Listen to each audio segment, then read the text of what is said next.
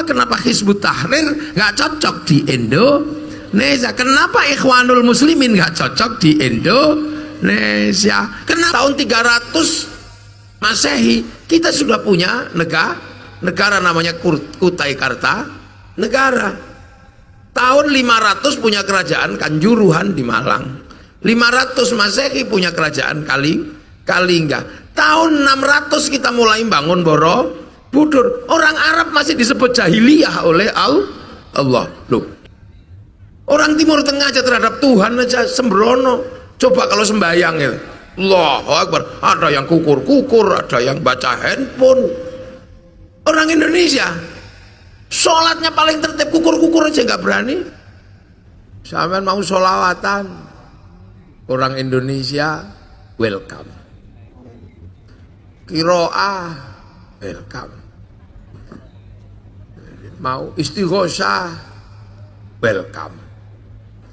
Jadi hampir seluruh ajaran Islam dengan dinamikanya itu bisa diterapkan di Indonesia. Nah ini karena memang orang Indonesia itu sebelum Islam datang sudah punya budaya berkesenian, berlagu-lagu. Makanya dikasih lagu apa aja masuk, dari lagu dangdut, lagu rock, lagu keroncong, sampai lagu sholawat. Karena orang Indonesia dari dulu, terutama di sini di Kampung Purwodadi, memang sudah terbiasa berlagu-lagu. Orang Jawa itu lihat ayam apa, lihat mentok aja berlagu, tok mentok tak kandhani. Delok pipo itu nyanyi, tak tutuk nganggo pipo ledeng. Lihat bintang nyanyi, ya ning tawang ana lintang cahayu nyanyi. Jadi berlagu-lagu itu memang dari dulu peradaban di Nusantara punya lagu. Makanya semua daerah punya lagu. Makanya ketika Islam ini datang dengan lagu-lagu selawat, terima. Mau lagu yang khas Timur Tengah maupun lagu khas Indonesia. Ya Rasulullah, salamun alaikum, ya masuk. Nah itu kenapa? Karena dari dulu bangsa ini sudah punya lagu, bahkan alat musik di dunia yang paling komplit itu alat musiknya orang Indonesia. Kalau orang Arab alat musiknya kan itu terbang itu, paling berapa biji itu? Kendang, tuf, terus cek-cek-tik, paling 6 cukup itu. Orang Eropa gitar, drum, bass, keyboard ya cuman itu. Tapi kalau orang Jawa komplit, gamelan itu komplit. Ada gong, ada saron, ada kenong, ada sitar, ada suling, ada gambang, komplit. Dan terbuat dari logam. Kalau ini kan terbuat dari kayu dan kulit. Gampang bikinnya, kayu tinggal motong, dikeruai tengahnya, template kulit, itu mudah. Orang Eropa gitar kayu sama tali, tapi orang Indonesia, Jawa terutama, alat musiknya itu gamelan, terbuat dari logam. Artinya hanya bangsa yang menguasai ilmu pertambangan yang maju dan penguasaan metalurgi yang mapan mampu membuat alat musik dari logam. Gerobokan yang punya ilmu Bhairawa, Tantra yang dalam legendanya makan manusia, itu bukan karena makan manusia jahat, itu bukan. Yang dimakan juga seneng, karena itu bagian dari ritual agama. Kenapa orang Eropa ngatur manusia itu sampai di lampu merah diatur, merokok diatur, lalu lintas diatur? Karena kalau nggak diatur mereka ngawur. Kenapa Eropa itu tertib gitu? Itu bukan karena saking baiknya orangnya, tapi saking kerasnya negara. Karena kalau nggak diperlakukan dengan keras seperti itu, mereka tidak punya aturan. Orang Timur Tengah aja terhadap Tuhan aja sembrono. Coba kalau sembahyang ya, Allahu Akbar, ada yang kukur-kukur, ada yang baca handphone. Orang Indonesia sholatnya paling tertib, kukur-kukur aja nggak berani. Kenapa Indonesia longgar? Tidak seperti Timur Tengah, tidak seperti Eropa ketika mengatur rakyatnya. Karena orang Indonesia itu tertib. tahun 300 Masehi kita sudah punya negara namanya Kutai Kartanegara. Tahun 500 punya kerajaan Kanjuruhan di Malang. 500 Masehi punya kerajaan Kalingga. Tahun 600 kita mulai bangun Borobudur. Orang Arab masih disebut jahiliyah oleh Allah. Loh, coba ayo Pan Fadil. Orang Mekah lo masih disebut jahiliyah tahun 600. Bayangkan sampean, terbelakangnya kayak apa? Makanya ketika ditata oleh negara, mereka kalau nggak patuh, bunuh orang, bunuh, nyuri potong tangannya, karena harus keras ngatur orang yang tidak biasa patuh dengan aturan. Berzina rajam, nyuri potong tangannya, harus keras sama orang-orang yang kayak begitu. Sini ya tenang-tenang aja, biasa aja. Makanya tahun 600 sana masih disebut jahiliyah, masih kafir ribut aja. Di saat negara-negara masih perang, kita ini sudah Bhinneka Tunggal Ika. Loh, jadi kita ini maju. Jangan mbok kira terus kita ini bangsa terbelakang, itu enggak. Di saat yang lain ini masih mundur, masih apa, kita masih sudah maju. Di saat orang masih berbicara suku, bangsa, agama, ketika orang jadi ustadz di Timur Tengah masih ditanya sukumu apa, bangsamu apa. Orang Indonesia sudah lewat fase itu. Ya ayuhan nas inna khalaqnakum min dzakari wa unsa wa ja'alnakum syu'uban wa qabaila lita'arafu. Manusia pertama itu ribut dengan iblis dan malaikat. Setelah itu beres urusan malaikat, iblis dan manusia. Tiba-tiba berubah urusannya jadi inna khalaqnakum min dzakarin wa unsa. Urusan laki perempuan aja ribut. Habil Qabil selesai. Wa ja'alnakum syu'uban wa qabaila lita'arafu. Persoalan bangsa suku kelahi ribut, ada nabi lita'arafu, saling pengertian. Kalau kamu sudah melewati fase ribut suku, ribut bangsa, ribut agama, kamu akan ketemu satu fase inna akramakum indallahi atqakum. Orang-orang yang mulia adalah orang yang bertakwalah. Di Indonesia ini urusan agama dan orang-orang yang mengisi agama sudah nggak ditanya kamu sukunya apa, turunannya siapa, pokoknya kamu baik, kamu menjadi panutan. Timur Tengah belum beres urusan itu. Nasabnya siapa? Masih itulah, kita sekarang mau ikut-ikutan. Nasabmu siapa? Ini mundur bangsa ini kalau mau begitu. Kita sudah maju. Orang jadi kiai nggak perlu ditanya kakekmu siapa, nggak perlu ditanya. Makanya orang Jawa sudah melewatkan fase-fase nasab, itu udah lewat. Makanya kalau ditanya buyutmu siapa, boh itu. Loh, itu sebenarnya kemajuan peradaban. Wis gak takon kamu canggahmu siapa, boh ini kuburannya ini nasabnya siapa, nggak tanya sudah. Ini dulu orang baik kita ziarah. Kok sekarang malah kita balik nanya setiap ada kuburan ditanyakan ini terahnya siapa. Itu kan sudah lewat, itu sudah fase kuno, itu fase jahiliyah. Jadi kita ini sebagai bangsa sudah maju. Apa yang aneh? Islam datang membawa penghormatan kepada leluhur. Bangsa ini sebelum diajarkan oleh Islam hormat leluhur, bangsa ini juga sudah hormat sama leluhur karena punya upacara hormat pada leluhur, namanya upacara srodo. Srodo itu adalah penghormatan kepada leluhur yang sudah meninggal. Makanya ketika srodo dilakukan, upacaranya namanya nyadran.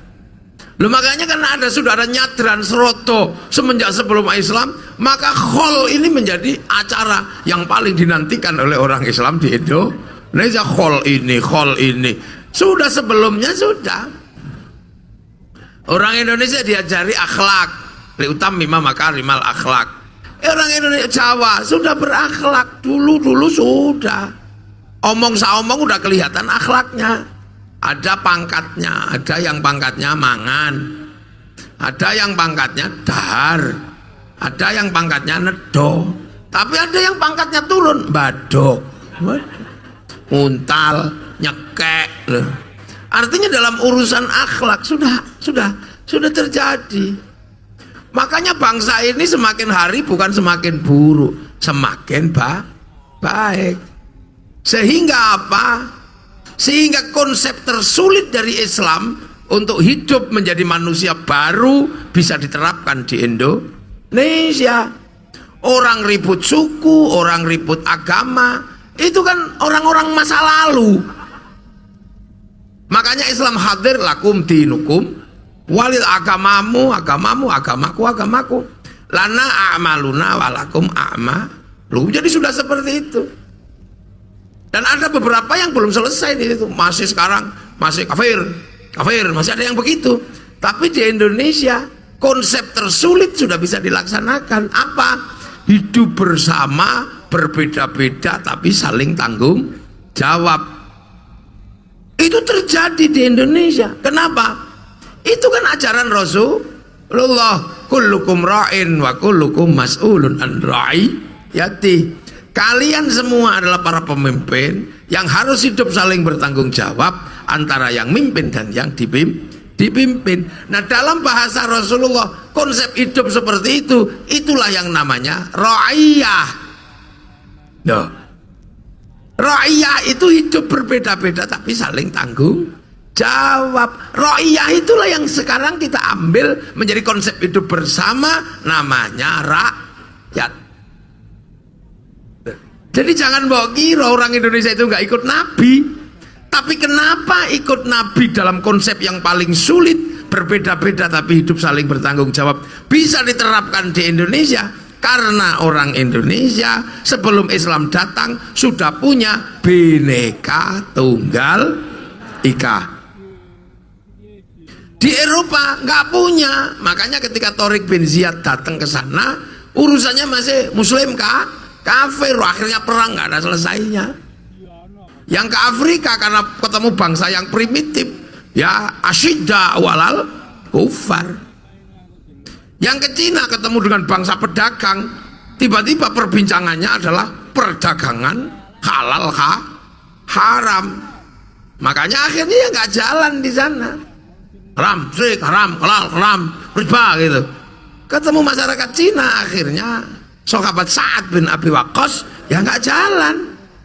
Tapi begitu ketemu di sini, ketemu masyarakat yang sudah rukun, berbeda bangsa, suku, agama, sudah rukun, Bhinneka Tunggal Ika. Makanya konsep ra'iyah yang digagas oleh Rasulullah bisa diterapkan di Indonesia. Itulah yang kita nikmati sekarang, namanya rakyat. Yang kawulo jadi kulo, yang hamba sahaya jadi saya. Yang abdi Sunda jadi abdi, yang pukulun jadi ulun di Banjar. Akhirnya setara, hidup saling bertanggung jawab.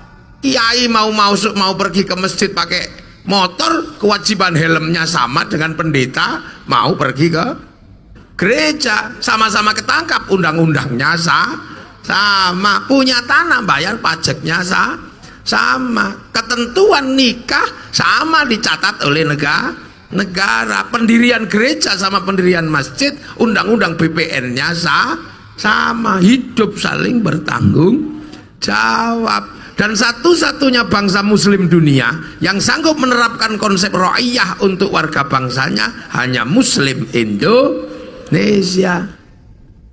Lo tepuk sing banter, gak usah malu-malu, ini bangsamu. Makanya jangan kau sebut Indonesia itu people, karena people itu vox populi, vox dei, suara mayoritas, suara Tuhan. Begitu dia banyak, dia menyatakan bagian dari itu Tuhan. Itulah kenapa Hizbut Tahrir nggak cocok di Indonesia. Kenapa Ikhwanul Muslimin nggak cocok di Indonesia? Kenapa yang cocok NU, Muhammadiyah? Kenapa? Karena mengakui orang berbeda suku, bangsa, agama, tapi bisa hidup saling bertanggung jawab dalam konsep ra'iyah atau rakyat. Jadi negara paling sunnah dalam urusan kewarganegaraannya itu Indonesia. Timur Tengah belum selesai, makanya Saudi menggunakan cara raja, mereka menggunakan kerajaan. Yaman belum selesai, masih ribut urusan suku, bangsa ribut, suku, agama ribut, Suriah ribut lagi. Yang baru belajar mau selesai Uni Emirat ini. Uni Emirat sudah belajar untuk menyelesaikan problem perbedaan suku, bangsa dan agama. Makanya Uni Emirat, sampai kalau ke Dubai, bangsa ini udah mulai bangkit maju. Nah itulah makanya Turki dulu zaman Mustafa Kemal Atatürk, kekuasaan Turki diruntuhkan karena apa? Tidak mewakili konsep hidup bersama saling bertanggung jawab. Makanya Mustafa Kemal Atatürk meruntuhkan khilafah Utsmani. Jadi akhirnya Turki mulai maju. Coba dulu kalau ngotot dengan konsep khilafah di Turki, pasti sekarang perangnya nggak selesai antar anak bangsa. Loh ini kan cara bangsa keluar. Loh makanya Ro'iyah itu kalau ngumpul namanya musyarakah. Musyarakah itulah yang sekarang dikenal dalam bahasa masyarakat. Nah kalau masyarakat berbeda-beda tapi harus menemukan titik temu dalam perbedaannya menggunakan konsep wasyawirhum fil amri, lahirlah konsep musyawarah. Nah, mana ada negara dengan konsep sesederhana tapi sangat mendalam seperti itu kalau bukan Indonesia. Karena dulu yang nata semua ini adalah para wali, maka daerahnya disebut wilayah.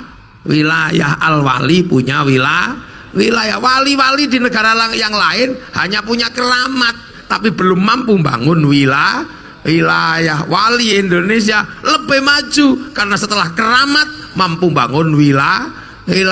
Yang lain baru wali keramat itu aja, belum bangun wilayah. Wali Indonesia al-wali punya wilayah untuk tempat ro'iyah warga bangsanya agar hidup menyongsong masa depan. Itulah itu. Nah tinggalan wilayah inilah yang sekarang bernama NKRI, Negara Kesatuan Republik Indonesia. Maka siapapun yang hidup di negeri ro'iyah, terutama penerus para wali, NKRI harga mati. NKRI pemimpin tertingginya Majelis Permusyawaratan Rakyat, Dewan Perwakilan Rakyat. Kenapa menggunakan majelis? Karena kalau duduk secara bersama harus saling toleransi, tenggang rasa.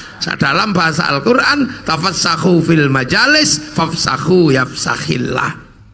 Nah itu makanya kita menggunakan bahasa majelis. Tadi sampean kalau mau cari negara paling sunnah itu ada di Indonesia.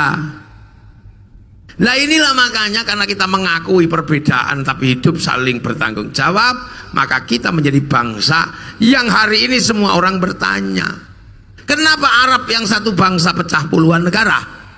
Kenapa Eropa yang satu bangsa harus pecah puluhan negara? Kenapa Cina yang satu bangsa pecah puluhan negara? Afrika satu bangsa pecah puluhan negara, tapi kita puluhan bangsa, suku dan agama mampu bersatu dalam satu negara, Kesatuan Republik Indonesia. Karena menganut prinsip berbeda-beda tapi harus saling tanggung jawab. Jadi negeri paling sunnah di dunia itu Indonesia. Makanya kalau dia bilang negeri ini tauhid, parani tapuk lambene ngono. Ini anak-anak aku sekalian. Loh makanya konsep persatuan ini harus terus dijaga. Untuk apa?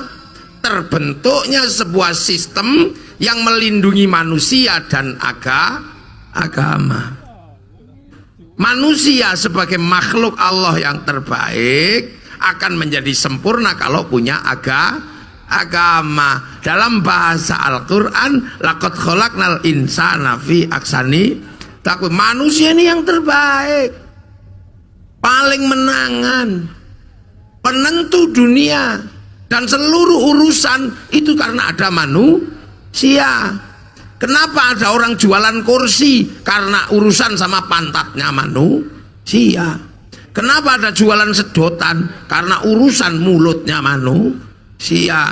Karena apa ada pabrik pempes? Karena urusan nya manusia. Kenapa ada pabrik-pabrik kosmetik besar dunia? Urusan bibirnya manusia. Kenapa ada urusan pabrik obat mencret? Urusan perutnya manusia. Kenapa harus ada pabrik obat kuat di seluruh dunia? Urusan lemahnya manusia.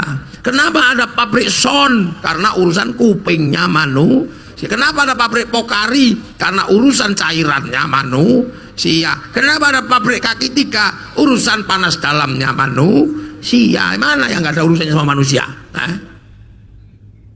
Kenapa? Manusia yang terbaik. Makanya orang kalau ngerti manusia pasti dia mendapatkan barokah baiknya manusia. Ngurusi giginya manusia itu bisa punya pabrik odol, punya pabrik sikat, punya pabrik behel. Nah itu karena apa? Urusan untune menungso. Kenapa sampean kadang miskin? Karena sampean tidak pernah berani ngurus manusia, karena setiap ada urusan manusia lari. Kenapa sampean punya terbang banyak? Karena manusia suka bermusik. Kalau sudah ada jedung, yang paling asik berjoget, makanya nafsu dia gini. Apalagi kalau soundnya bagus tuh, ini dunia. Dan manusia yang baik ini harus dijaga, jangan sampai rusak. Nah, agar dia tidak rusak, maka aturlah sistem yang manusia bisa menjaga diri tanpa harus ada yang mengawasi. Apa itu? Agama. Makanya manusia yang sumarodatnau asfala safilin akan bisa bertahan tanpa jatuh ketika menjadi illalladzina amanu wa amilus sholihat. Manusia yang kecilnya dikasih makan, tuanya dikasih makan, ya. Tapi kalau semakin tua orang nggak ngasih makan. Kecil dicium-cium, gede banyak yang nyium, begitu tua nggak ada yang nyium. Kecil ngomong, sak ngomong ditunggu, besar ditunggu, begitu tua orang males dengerin dia ngomong. Kecil dicium-cium lah. Tapi kalau amanu wa amilus sholihat, kecil dicium, gede dicium, kiai-kiai itu tetap royoan nyium loh, ayo. Karena orang baik. Makanya menjadi orang baik itu nggak sederhana. Makanya bercita-citalah menjadi amanu wa amilus sholihat, karena orang yang soleh itu hidupnya enak. Karena apa?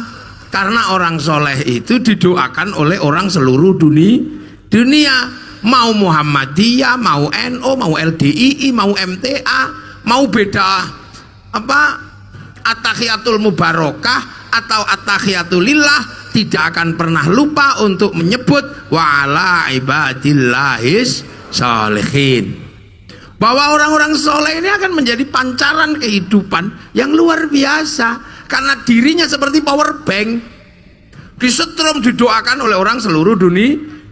Makanya pancaran energi kebaikannya orang soleh ini menyebabkan kita kalau berada di samping orang soleh, magnet kebaikan dan doanya akan bisa kita rasakan. Makanya obat hati salah satunya adalah berkumpul sama orang soleh, dan itu yang paling murah.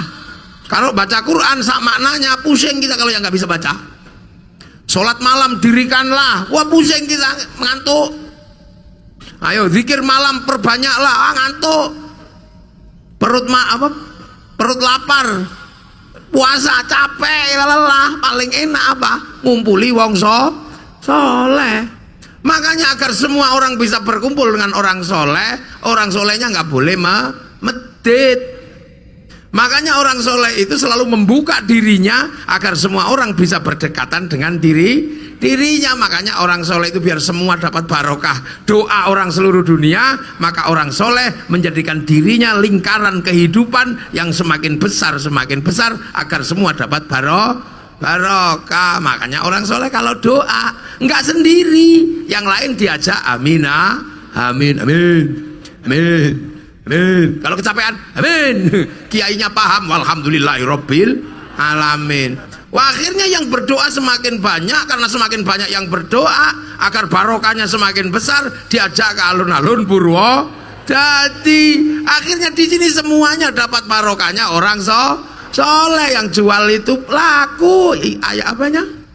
Es tehnya laku, spanduknya, jual marimas laku, bahkan mungkin copet di sini ada dapat barokahnya orang soleh. Loh, itu kiai.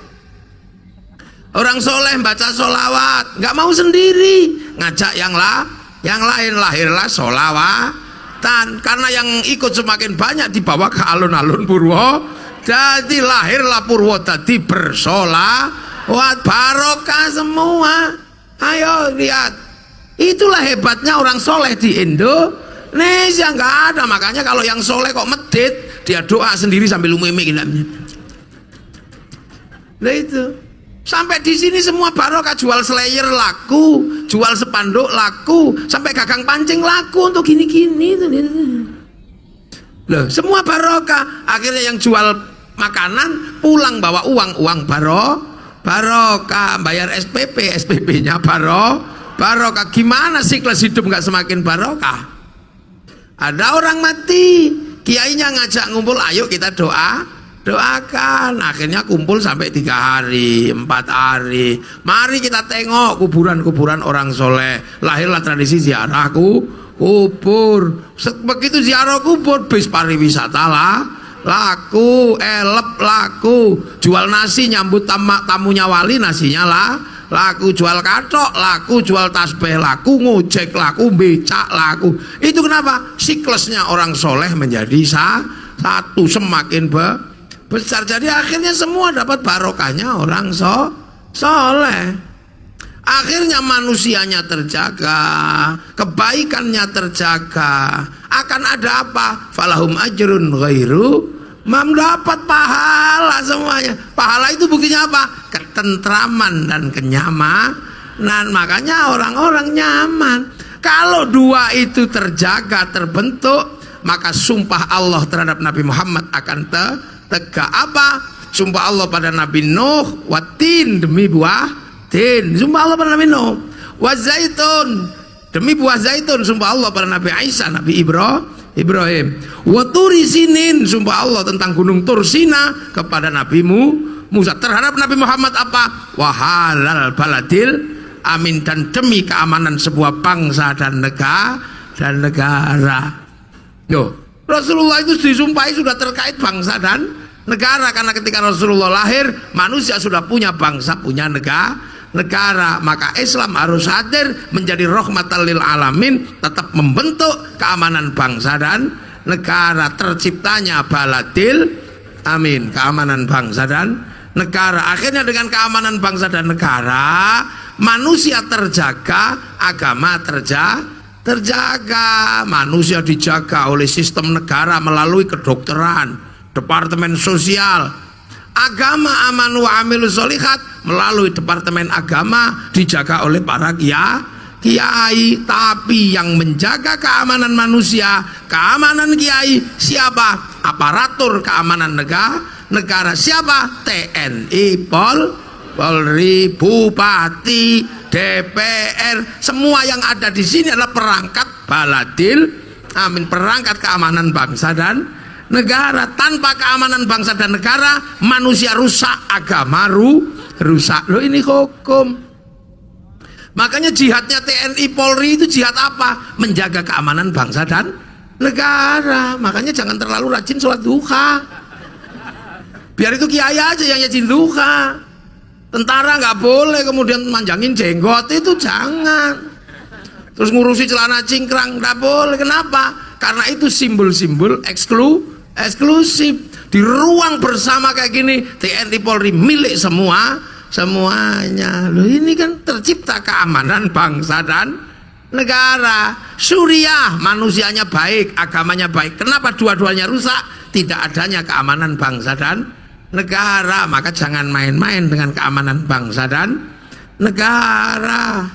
Itulah fungsinya ada TNI, Polri, Bupati, DPR. Itu perangkat baladil amin. Sampean bagian apa? Bagian jaga amanu wa amilus sholihat, secara khusus menciptakan mahabbah kepada Rasulullah. Lu ada bagiannya masing-masing. Ban Fadil bagian gedek ya Allah, ya Allah, ya Allah, ya Allah, karena ngurus toreko. Lah kalau toreko kemudian tidak punya sarana prasarana, maka dia akan diberikan sarana prasarana oleh siapa? Penjaga baladil amin, oleh perda, oleh perbub. Lo itu. Loh, makanya orang ngurus agama boleh mengajukan proposal kepada bupati, karena kerumitan menjaga agama harus ditanggung oleh apa? Keluarga besar Baladil Amin. Itu loh, makanya kita jaga betul kan bangsa dan negara. Kita bikin pengajian-pengajian seperti menjaga kebersamaan, menjaga pasar agar tetap berjalan. Karena kalau kegiatan ini ini laku, Pokari laku, pasar berjalan, roda ekonomi berputar. Makanya santri itu nggak terlalu punya bangunan besar, nggak terlalu punya masjid bagus. Kenapa? Duitnya habis untuk menjaga keamanan bangsa dan negara, membangun kebersamaan. Punya sapi dikit habis untuk mulutan, punya ayam habis untuk khol. Makanya karena ulama-ulama ini habis untuk menjaga keamanan bangsa dan negara, maka penjaga Baladil Amin, bupati dan para penjaga yang lain prioritaskan para ulama yang sudah menjaga bangsa dan negara. Yang lain ya tunggu dulu, mereka nggak pernah ngeluarin duit mulutan, nggak pernah ngeluarin duit khol, nggak pernah. Jadi sekolahannya bagus karena apa? Duitnya berputar di organisasinya masing-masing. Tapi ketika ada beban-beban besar bernegara, yang pertama kali mendapatkan beban adalah para santri. Ya pesan apa? Bupati tinggal ngomong kiai pajak. Setiap malam kiai ketemu dengan orang-orang yang demikian banyak. Makanya selagi masih ada kiai dan kehidupan santri yang demikian ini, tidak akan pernah terjadi masalah dengan bangsa ini. Makanya ketika Indonesia butuh perang, santri perang aja, yang kemudian dikenal dengan hari santri. TNI Polri butuh perang, TNI perang aja, gitu aja kok repot. Nah, peristiwa-peristiwa peperangan itulah yang akhirnya diperingati. Santri memperingati resolusi jihad. Karena apa ada resolusi jihad? Karena ada pertama kali penyobean bendera merah, putih, biru. Jadi untuk pengen punya bendera itu perang dulu. Sekarang merah putih sudah nggak minta perang, minta angkat tangan tok. Itu aja ada yang bilang musyrik, ada yang bilang bid'ah. Itu pasti nenek moyangnya zaman perang dulu, Bandar Dadu itu. Lah iya, mereka nggak ikut perang tiba-tiba musyrik, haram. Itu Bandar Dadu itu dulu kayaknya. Dan inilah hal-hal seperti ini harus diingat. Makanya kiai-kiai santri selalu bersama. Nah, peristiwa bagaimana terciptanya Baladil Amin inilah yang mengalahirkan peringatan-peringatan Hari ABRI, Hari Santri, Hari Bayangkara. Itu apa lahirnya? Kenapa? Karena untuk menjaga keamanan bangsa dan negara terciptanya Baladil Amin, karena sudah mensepakati dalam landasan bernegara kerakyatan yang dipimpin oleh hikmat kebijaksanaan dalam permusyawaratan perwakilan. Itu landasan negara. Jadi sampean bisa sholawatan begini enak. Itu kenapa? Ada keamanan negara. Kalau enggak dibom kayak di Pakistan, Maulid Nabi meninggal 52. Kenapa kita bisa seperti ini? Dan setelah ditinggal Rasulullah, Islam yang ke Eropa macet. Setelah ditinggal Rasulullah, Islam yang ke Afrika macet. Setelah ditinggal Rasulullah, Islam yang ke Cina macet, semuanya macet. Tapi yang bergerak ke Indonesia, tumbuh subur menjadi kekuatan muslim terbesar dunia, hari ini ada di Indonesia. Orang sholat paling banyak Indonesia, masjid paling banyak Indonesia, haji paling banyak Indonesia, hafid Quran paling banyak Indonesia. Karena apa? Bangsa dan negaranya aman. Dijaga oleh siapa? TNI, Polri, Bupati, DPR, MPR, semua inilah. Nah, bagian ngaji, kiai, bagian selawatan, majelis sholawat. Nah, itu baru jalan. Nah, makanya semua negara berlomba-lomba bagaimana menjaga keamanannya dan kebanggaan pada bangsanya. Nggak kayak kita sekarang malah diajari olok-olok negaranya, punya presiden jelek, punya bupati jelek.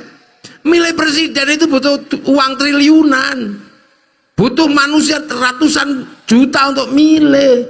Makanya kemudian kita pasrahkan kebijakan strategis negara pada kepala negara. Tapi kadang kita iseng lebih percaya sama Rocky Gerung yang hidupnya nggak pernah ada yang milih. Kita punya presiden, tiba-tiba kita percaya sama orang yang mau bikin people power. Pak Amin itu mau bikin people power. Akhirnya yang datang cuma 5 orang, akhirnya bukan people power malah upil Pak power. Nah itu. Makanya ini berbangsa bernegara, jangan salah. Kita bisa jalan ke sana ke sini karena jalannya bagus, begitu rusak diperbaiki. Kenapa jalan Purwodadi rusak semua? Karena dulu Purwodadi ini lumpurnya tanah Jawa, Bledoku itu lumpurnya Jawa. Berdiri di atas lumpur, maka jangan pernah berharap tanah ini menjadi stabil. Artinya jangan pernah terlalu banyak berharap jalan ini akan seperti jalan di kabupaten yang lain. Sabar. Kalau mau jalannya mulus, pindah kabupaten gitu aja. Jangan. Tapi kan tanah air dan kebanggaan pada tanah leluhur nggak bisa digantikan. Makanya jangan protes ketika jalannya jelek. Iya. Ya 85%, tapi yang bukan dari jalur Solo masih jelek semua.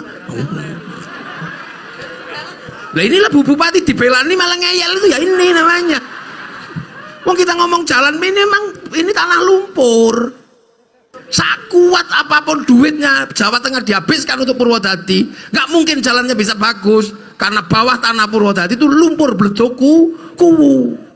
Makanya jangan terlalu banyak berharap jalan ini bagus, apalagi di kampung-kampung. Bersyukurlah jalanmu jelek sehingga polisi nggak sampai situ melakukan operasi razia. Loh karena motor Purwodadi itu 80% bodong. Alah kredit 2 wulan wis ora dibayar tinggal minggat kene ya. Sing ngono gayane apa ya. Lu apa lo golek suwuk nang nggonku kok. Yai suwuknya apa biar kalau punya motor bodong nggak ketangkep. Bagaimana pergi ke tempat jenengan tanpa SIM, suwuk kula kakan. Nah ini negara. Makanya Amerika kenapa dia bisa bangkit, rakyatnya nyaman? Karena negaranya maju. Negara maju kenapa? Karena rakyatnya percaya sama negaranya, nggak ngeritik presidennya sesuka-sukanya. Dan Amerika bangkitkan kebangsaannya. Ini waktunya era membangkitkan semangat berbangsa. Ini milenial itu cuma satu batasnya, negara. Ngomong gak ada batasnya karena ada internet. Berbicara apa saja sesukanya. Mau membuka cakrawala dunia, buka saja, yang penting punya handphone. Kamu bisa menjadi orang Inggris, kamu bisa menjadi bergaya Amerika. Tapi kalau kamu mau melewati perbatasan Amerika, pasti ditanya pasportmu mana. Mau pergi haji walaupun kamu bahasa Arabnya fasih, begitu melintasi perbatasan kau akan ditanya pasportmu mana. Negara tetap kunci kehidupan masa depan. Makanya jangan lupa bahwa kita punya negara. Amerika membangun kecintaannya dari film Wild West sampai The Last of the Mohican.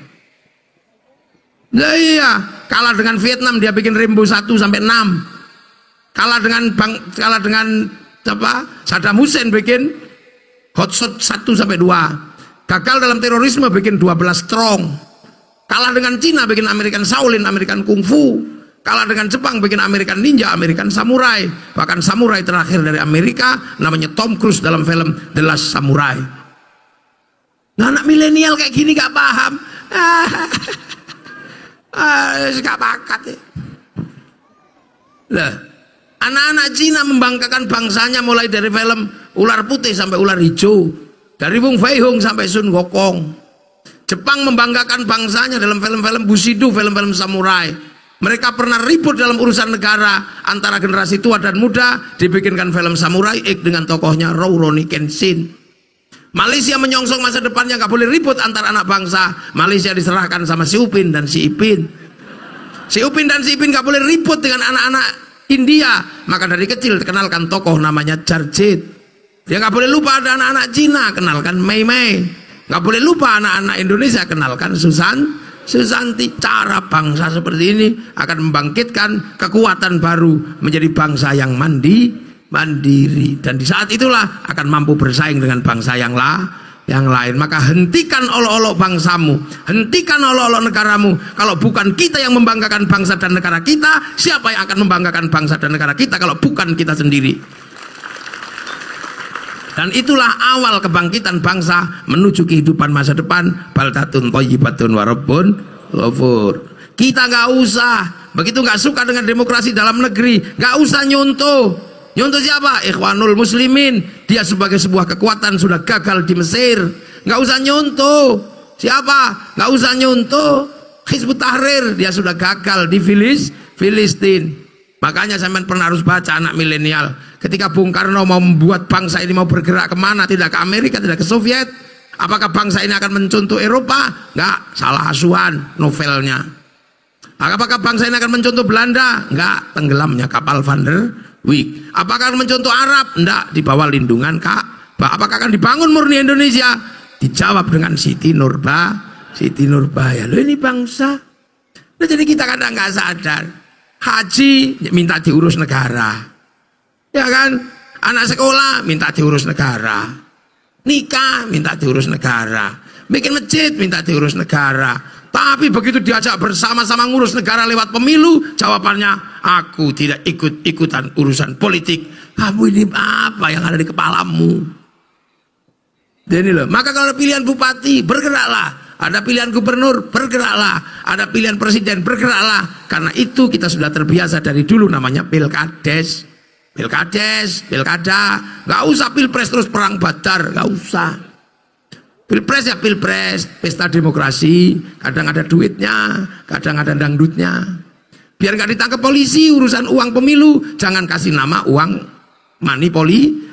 Kalau money politik dikejar polisi sampean. Maka kalau kita terima uang itu, kita kasih nama uang bensin. Kalau diterima oleh sekolahan, kita kasih nama sumbangan. Kalau diterima kiai, kita kasih nama bisyarah. Udah aman. Udah aman. Makanya sampean-sampean inilah yang akan menjadi generasi masa depan. Hadirkan cinta pada Rasulullah, karena bangsa ini menggunakan gagasan-gagasan besar Rasulullah, mulai ra'iyah, musyarakah, musyawarah, ya, majelis, itu gagasan-gagasan besar dari Rasulullah dan kita ikut itu. Maka sampean punya tugas, hadirkan cinta pada Rasulullah. Bermainlah terbangan, gak usah gelisah. Ada yang jadi vokalis, pegang mic-nya banyak. Ada yang cuman kebagian tung gitu, gak apa-apa. Ada yang tung berkati podo. Jadi gak usah menyesal, kenapa aku kok gak berguna. Kenapa gak berguna?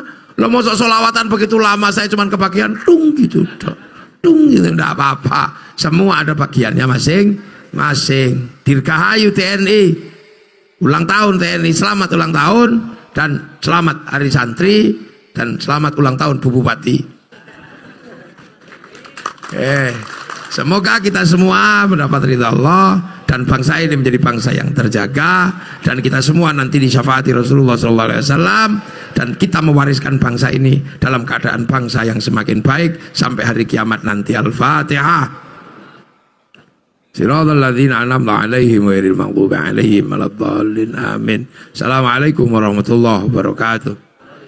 Bismillahirrahmanirrahim. Alhamdulillahirabbil alamin. Hamdan na'imin, hamdan syakirin, hamdan yuwafi ni'amah wa kafi mazidah. Ya Rabbana lakal hamdu kama yanbaghi li jalali wajhikal karim wa 'azimi sultanik.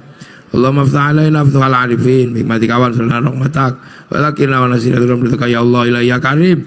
Tamim jami bina'ana ya Allah bijahil Mustafa sa'il alaina waj'al auladana dzurriyyatina dzurriyyah gerobokan ya Allah alil ilmi alil khair al ibadah wa sunun qiyamah bil iman wa li abaina ummatina syaikhi masyayikhina wal jil masyayikh wal muassis angkatan bersenjata Republik Indonesia. Allahumma ighfir lahum warhamhum wa'afihim wa'fu Allahumma la tahrimna ajrahum wa la taftinna ba'dahum waghfir lana lahum. Allahumma ij'al qabrahum rawdatan min riyadil jinan. Allahumma ij'al ma'tahum farajan minal qubur. Min alillahi illallah Muhammadur Rasulullah wa aqimil manhaj ila rabbika radiyatan mardiyah. Wa adkhuli fi ibadi wa adkhuli jannati rabbana atina fid dunya hasanah fil akhirati hasanah wa qina adzabannar. Sallallahu alaihi wasallam Muhammadin walhamdulillahi rabbil alamin. Al-Fatihah. Siratal ladzina an'amta 'alaihim ghairil maghdubi 'alaihim waladdallin. Amin. Assalamualaikum warahmatullahi wabarakatuh.